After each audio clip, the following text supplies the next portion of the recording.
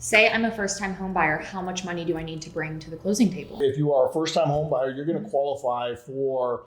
Eddy, tell us about all the different loan types. Oh my God. You want me to give you the long list, or do you just want me to give you what's out there? So there are all kinds of loan types. Mm-hmm.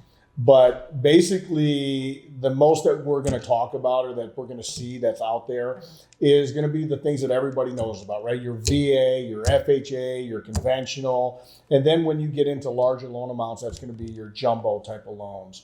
They're all different. There's all different reasons why we would choose one over the other. Mm-hmm. But now they also have some pretty creative programs for self-employed people. They've got these loans that are 12-month bank statements. And believe it or not, this is crazy, right? 2008, they stopped everything. I am closing a loan this month, stated income. Now, I don't know if you guys even know what it is. Well, there's some pretty strict parameters on it as it would pertain to what they didn't have back in 2006 and 7. But it's still a stated income. There's no income, there's no job on the application at all, right?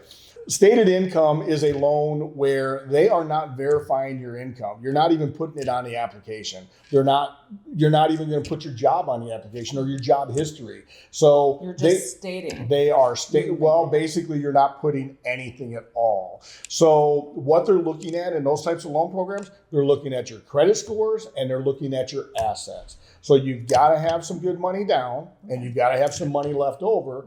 But my God, they're not even looking at your income at all. So anyway, there's all kinds of creative stuff out there, and there's multiple different reasons why you would use one program or another. Some are more forgiving than others, but your standard again is going to be your conventional, your FHA, your VA. Those are going to be your standard ones. Yeah. So I'm an investor. What is the best loan type to use? That is a great question today.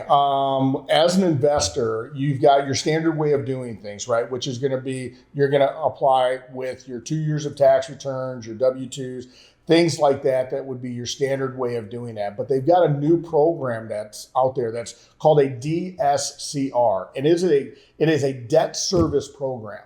As long as that house can rent for as much or more as what the property, what your debt is on there by your principal, interest, taxes, and insurance, that's all that's needed. Again, it's based off of credit and it's based off of the money you have. You're going to have to put a little bit more money down. The interest rate is a little higher, but all they're concerned about is whether or not that home rents for as much as your debt service is. So there's different parameters that are out there. If you're going the traditional way, you can't have more than 10 rent houses. That would be under, financing. This other way has 20 homes. So there's different parameters for all. And, but as an investor, that's kind of the two programs that you're going to look at is your traditional way or your DSCR way, which is relatively new in the full scheme of things. It wasn't around a long time ago. It's within the last couple of years that program's come out. So awesome. Well, say I'm a first-time home buyer, how much money do I need to bring to the closing table?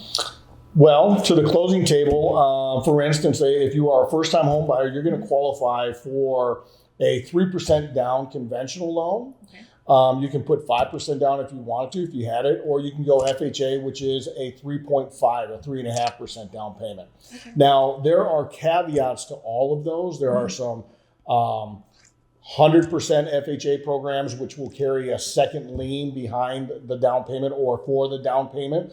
But those programs, you're going to have to add that payment into the qualifying ratios.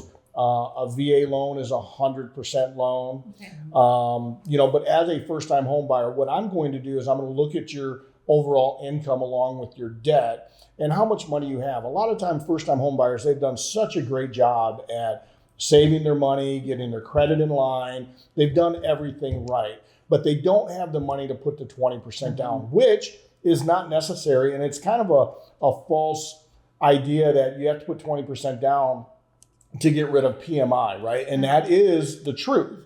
But sometimes PMI, if you've got a 780 credit score, PMI might only be $20 or $30 a month. So it wouldn't be worth putting an additional 15% down to save yourself $20, right? So those are things that we're going to look at. Love first-time home buyers. They're very special to me because I was a first-time home buyer and I know what it feels like to be excited and scared and nervous and all of those things, right? So I take those very near and dear to me and love taking care of them and seeing them along the way. So super exciting. yeah. So, and there's all kinds of other stuff that's out there, guys. If you, go ahead. Well, I have a question. So if I am going to sell my home and purchase a home, what qualifying factors do you look at?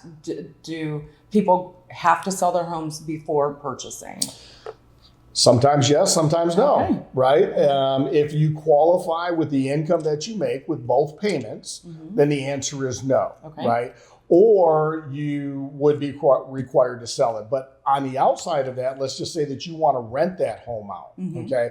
So you can rent that home. We call that a departing residence, right? You Okay. rent your existing primary residence out and you purchase the new home. Now, what is going to be required is you're going to have to pre-lease that. That means that we're sitting here, let's just say that it's December and your lease is going to start in January, right? So you will have already closed on the other one. It doesn't have to be you're moving out and they're moving in, but you have to have a signed lease on that property in order for us to count and kind of wipe away the payment that you have on that property. What do you have to have a certain amount of time on that lease? Like, does it have to be a year?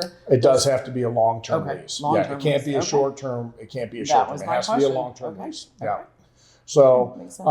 anytime that you guys, have a client that's unsure, and that's part of the qualifying process to see, what loan program is going to best fit their profile and their needs.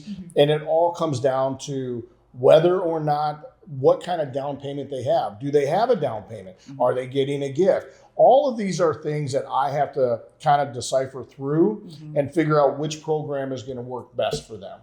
So if you guys want to know more about that, please subscribe to us, follow us on social media, put some comments down there, and we'd be more than happy to get back with you. Thank you.